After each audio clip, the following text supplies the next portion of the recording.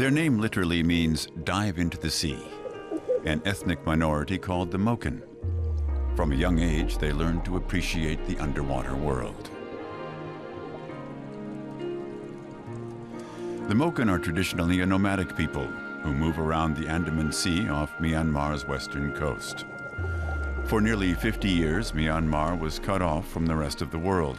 Now it's accessible, an exciting development. A team of marine biologists under the direction of Robert Howard from Flora and Fauna International have explored 28 sites around the Mergui Archipelago. They spent 11 days examining coral and fish for evidence of damage, bacteria, and disease.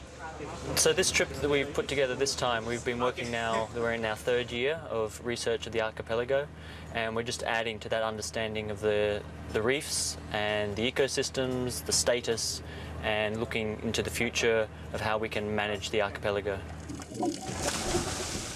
For the scientists, every dive here tells its own story, and it doesn't always make for good reading.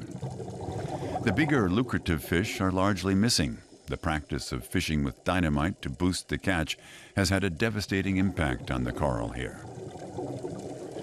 Over the last 15 years, destructive fishing methods have reduced fish stocks by up to 90%. But the next generation will also need to live from fishing. So Robert Howard is working with the local people and authorities to set up 3 protected areas to be monitored by the islanders. So the area that's going to be under protection is about just over 4,000 acres.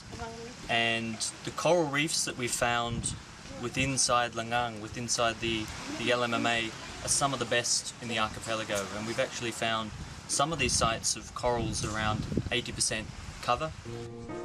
This will allow fish stocks in these areas to recover and help secure the future of the Moken.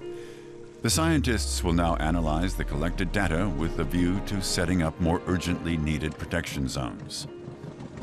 With Myanmar being closed off for so many years, I guess there was this expectation by a lot of people that the archipelago was going to be pristine, that there were going to be fish just everywhere. But however, once people got into the water and started looking at these sites, they found quite the opposite. So unfortunately, it's not the pristine world that a lot of people have this mind of, but still there's plenty of beautiful sites around that we're trying to protect now.